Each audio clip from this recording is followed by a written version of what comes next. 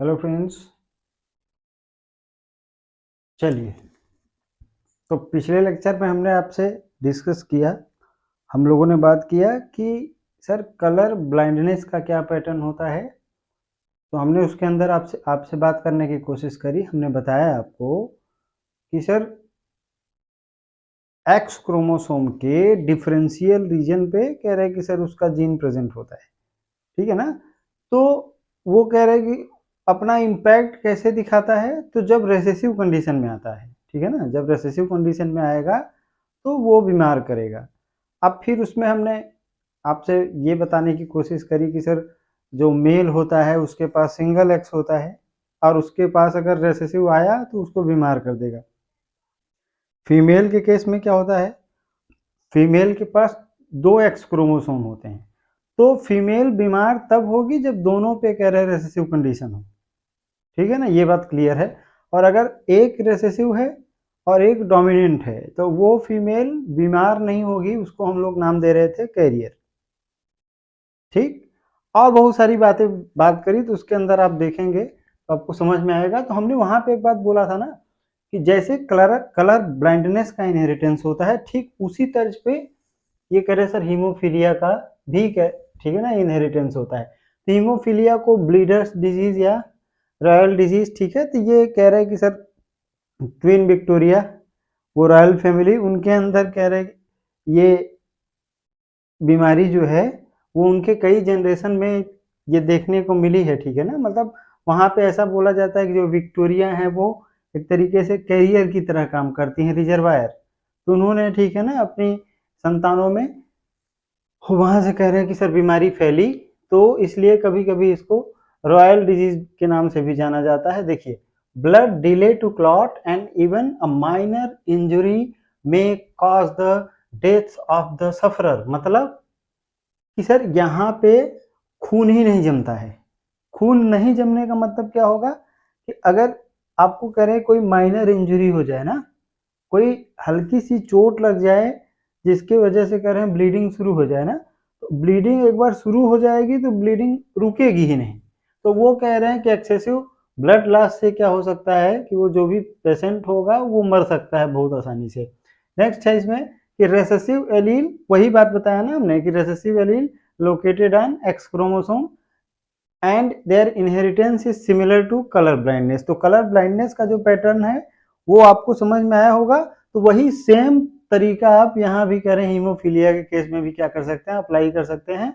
और ये तीन टाइप के होते हैं। यहाँ से ये इंफॉर्मेशनल बातें हैं, ठीक है ना, इंफॉर्मेशन के लिए हमने लिख रखी है, आप इसको जस्ट याद रखिए। और क्वेश्चन, मोस्टली क्वेश्चन आपको वो उस तरीके से पूछे जाते हैं, ठीक है। कलर ब्लाइंडनेस का जो इनहेरिटेंस का पैटर्न है या हीमोफीलिया का जो पैटर्न है कि सर क्रिस क्रॉस कैसे है, क्यों क्रिस क्रॉस बोलते हैं, उसके ऊपर ये ज्यादा ज्यादा यहाँ पे इम्फेसाइज करते हैं। यहाँ पे हमें ये बात है कि सर हीमोफीलिया ए में देखिए ये कह रहे हैं कि जो हमारे पास जब हम ब्लड क्लॉटिंग पढ़ते हैं ना तो उसमें हमें बहुत ढेर सारे फैक्टर्स के बारे में बताया जाता है। हीमोफीलिया ए के अंदर कह रहे हैं कि फैक्टर नंबर 8 की डेफिशिएंसी होती है। हीमोफीलिया बी को हम लोग, बोलिए, हीमोफीलिया बी को हम लोग क्रिसमस डिजीज के नाम से भी जानते हैं। और क्रिसमस डिजीज के नाम के साथ साथ इसमें एक बात और ध्यान रखना है कि इसमें फैक्टर नंबर, हीमोफीलिया बी के केस में फैक्टर नंबर फैक्टर नंबर 9, कौन सा फैक्टर कह रहा है कि सर यहाँ पे गायब होता है, तो क्या बताना है सर, ये 9। यहाँ पे कौन सा है, ये 8, ये 9। यहाँ पे कौन सा फैक्टर है, हीमोफीलिया सी 11 फैक्टर। बस जस्ट आप याद रख सकें तो आप रख सकते हैं, ठीक है ना। अच्छा, इसी पैटर्न या इसी कैटेगरी में हमने एक और नाम लिखा था, याद करिए, glucose 6 phosphate deficiency. Glucose 6 phosphate dehydrogenase deficiency basically. तो ये क्या है सर, ये कह रहे हैं कि ये सर्टेन एंजाइम है। क्या है ये, एंजाइम है। अब ई एंजाइम की कह रहे हैं कि अगर गड़बड़ी होगी, अच्छा देखिए समझिए क्या है, देखिए जैसे एंजाइम क्या होते हैं सर, एंजाइम प्रोटीन होते हैं। तो अब इस स्पेसिफिक कह रहे हैं कि स्पेसिफिक प्रोटीन को बनाने वाला अगर जीन डिफेक्टिव हो गया ना, तो फिर उस कंडीशन में ये एंजाइम नहीं बनेगा और ये एंजाइम नहीं बनेगा तो इसका रोल क्या होता है, ये 2 पॉइंट है, इनको जस्ट आप क्या रखिए, याद रखने की कोशिश करिए कि they play important role in carbohydrate metabolism. उसके बारे में बहुत डिटेल में नहीं जानना है, नहीं पूछा जाएगा। And they provide stability to RBC, मतलब स्टेबिलिटी को,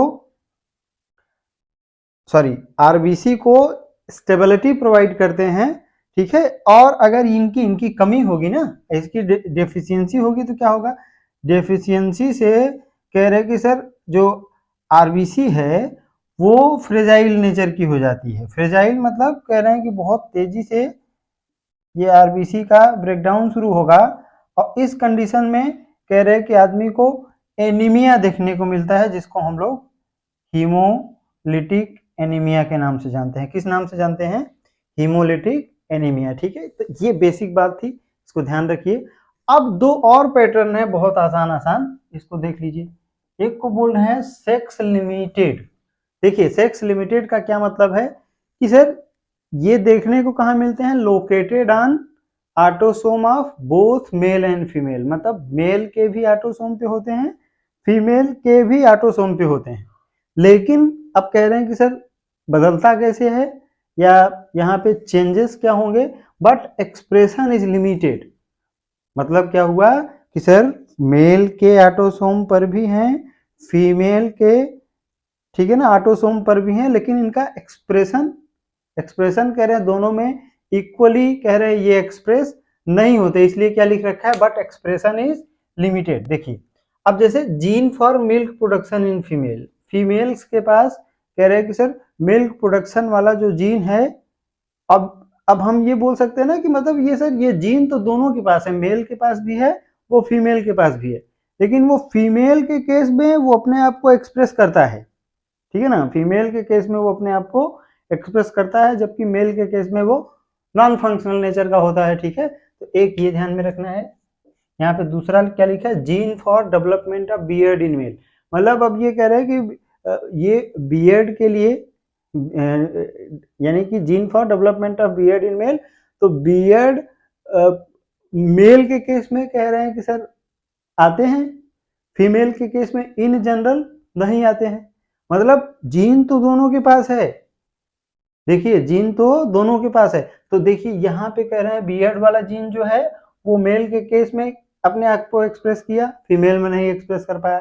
और यहाँ पे क्या लिखा है, मिल्क प्रोडक्शन वाले जो जीन है वो अपने आप को फीमेल के केस में एक्सप्रेस किए, लेकिन वो मेल में नहीं एक्सप्रेस किए।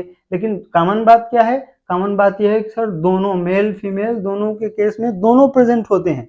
एक मेल में अपने आप को एक्सप्रेस करता है तो वो फीमेल में नहीं करता, दूसरे केस में कह रहे सर फीमेल में अपने आप को एक्सप्रेस करता है तो वो मेल में नहीं करता है, इसलिए इसको क्या बोला हमने, सेक्स लिमिटेड, यानी एक पर्टिकुलर सेक्स पे जाके वो अपने आप को लिमिट कर रहा है, ठीक है ना, एक में दिख रहा है एक में नहीं दिख रहा है दोनों के पास। इस कंडीशन को बोलते हैं सेक्स लिमिटेड जीन, ठीक है ना, सेक्स लिमिटेड जीन। अब नेक्स्ट है हमारे पास सेक्स इन्फ्लुएंस्ड जीन। तो सेम ऐसे ही सोचना है कि सर सेक्स इन्फ्लुएंस्ड जीन क्या होते हैं, मेल फीमेल दोनों के ऑटोसोम पे प्रेजेंट होते हैं, मेल फीमेल दोनों के ऑटोसोम पे प्रेजेंट होते हैं, but their dominancy, but their, यहां पे डोमिनेंसी का मतलब है expression, but their dominancy is influenced by sex of the bearer. क्या मतलब हुआ इसमें, देखिए जैसे एग्जांपल है इसका बार्डनेस पैटर्न, बार्डनेस पैटर्न, ठीक है ना। अच्छा देखिए यहाँ पे आपको क्या दिखाई दे रहा है सर, होमोजाइगस, ध्यान से देखिए, होमोजाइगस रेसेसिव कंडीशन के लिए मेल भी नॉन बॉल्ड है और फीमेल भी कह रहे हैं नॉन बॉल्ड है, ये बात सही है। अच्छा अगर होमोजाइगस डोमिनेंट कंडीशन में आएगा ना, ये होमोजाइगस क्या होगा, डोमिनेंट, यानी होमोजाइगस डोमिनेंट कंडीशन में अगर हम बात करें, होमोजाइगस डोमिनेंट, यानी होमोजाइगस डोमिनेंट कंडीशन में ये कह रहे हैं, देखिए ध्यान से, ये मेल को भी बाल्ड करेगा ये फीमेल को भी बाल्ड करेगा, ठीक है ना। अब मजे की बात है हेटेरोजाइगस कंडीशन में, देखिए हेटेरोजाइगस कंडीशन में कह रहे हैं कि same gene same gene male को बाल्ड करता है, मेल को बाल्ड करता है, जबकि फीमेल नॉन बाल्ड हुई। क्या मतलब हुआ इसका, क्या मतलब हुआ, देखिए कह रहे हैं कि capital B is dominant over non bald or small B. अब बोल क्या रहे हैं यहाँ पे कि सर दोनों के ऑटोसोम पे प्रेजेंट होते हैं, but their dominancy is influenced by the sex of the bearer. मतलब देखिए यहाँ पे कैपिटल बी डोमिनेट किया स्मॉल बी के ऊपर, इसलिए मेल को बाल्ड किया। बोलिए, यहाँ पे हेट्रोजाइगस कंडीशन में, देखिए हेट्रोजाइगस कंडीशन में कैपिटल बी जो है वो स्मॉल बी के ऊपर क्या किया, डोमिनेट किया, इसलिए मेल कह रहे हैं हेट्रोजाइगस कंडीशन में क्या होता है, बाल्ड होता है। जबकि सेम जीनोटाइप देखिए अगर आप फीमेल के केस में देखेंगे तो वो फीमेल आपको कैसी दिखाई देती है सर, फीमेल नॉन बाल्ड होती है। क्या मतलब हुआ कि सेम जीनोटाइप एक को बाल्ड कर रहा है, एक को बाल्ड नहीं कर रहा है। मतलब क्या हुआ कि ये कैपिटल बी स्मॉल बी पे डोमिनेट करेगा अगर ये मेल के अंदर होगा सर। और सेम जीनोटाइप यानी कि यहाँ पे कैपिटल बी स्मॉल बी के ऊपर, देखिए इस कंडीशन के लिए यहाँ भी कह रहे हैं कैपिटल बी है, यहाँ भी कह रहे हैं स्मॉल बी है, लेकिन इस कंडीशन के लिए ये कैपिटल बी इसके ऊपर डोमिनेट नहीं कर पा रहा है, इसलिए लिखा है कि their dominancy is influenced by the sex of the bearer. मतलब डोमिनेट करेगा या नहीं करेगा ये किस बात पर डिपेंड करता है कि उस बियरर जिसके पास है उसका सेक्स क्या है। तो क्या ध्यान में रखना है कि सर होमोजाइगस रेसेसिव कंडीशन में दोनों मेल फीमेल कह रहे हैं, दोनों को कोई दिक्कत नहीं है, और अगर कह रहे हैं होमोजाइगस डोमिनेंट कंडीशन में आएगा तो उस कंडीशन में फिर मेल हो फीमेल हो कोई फर्क नहीं पड़ता सर, ठीक है ना। लेकिन जब ये अपने आप को हेटेरोजाइगस कंडीशन में लेके आता है तब यहाँ मजेदार बात देखने को मिल रही है सर, हेटेरोजाइगस कंडीशन में ये मेल के अंदर तो एक्सप्रेशन इसका होता है, लेकिन सेम जीनोटाइप फीमेल के अंदर ये अपने आप को एक्सप्रेस नहीं कर पाती है। मतलब क्या हो सकता है कि सर यहाँ पे मेल के केस में कुछ मेल हार्मोन जो है ना, मेल हार्मोन कह रहे हैं कि यहाँ पे ये इसको इसके ऊपर ये जो डोमिनेशन इफेक्ट है इसके लिए रिस्पॉन्सिबल हो सकते हैं। इसलिए आपको दुनिया में मैक्सिमम कंडीशन में कह रहे हैं कि सर ये मेल ही कुल आपको बाल्ड दिखाई देते हैं। देखिए नेचर ने भी यहाँ पे भेदभाव किया कि हेटेरोजाइगस कंडीशन में एक को बाल्ड किया और एक को बाल्ड नहीं किया। अगर यहाँ फीमेल भी अगर बाल्ड हो रही होती फिर मजे होते सबके, बोलिए, तब फिर क्या होते, मजे होते सबके। खैर ठीक है, कहीं पे सर वो चलता है, कोई बात नहीं है, मजाक कर रहे हैं हम यहाँ पे, तो ठीक बात है ना। तो ये बात ध्यान में रखना है। देखिए सेक्स लिमिटेड दोनों में होगा, दोनों में जीन होगा, लेकिन कह रहे हैं कि ये जो मिल्क प्रोडक्शन वाला जीन है फीमेल में एक्सप्रेस करेगा, मेल में नहीं करेगा। यहाँ पे और क्या है, ये बियर डेवलपमेंट के लिए जो जीन है वो मेल में एक्सप्रेस करेगा, फीमेल में नहीं करेगा। है दोनों के पास। सेक्स इन्फ्लुएंस जीन क्या है सर, दोनों के पास होगा, लेकिन डोमिनेंसी कह रहे हैं कि इन्फ्लुएंस्ड होती है सेक्स ऑफ बियरर के हिसाब से। जिसके पास है कह रहे हैं सर अगर वो मेल है तो वो अपने आप को हेटेरोजाइगस कंडीशन में भी एक्सप्रेस करता है, लेकिन फीमेल के केस में हेटेरोजाइगस केस में अपने आप को एक्सप्रेस नहीं करता है।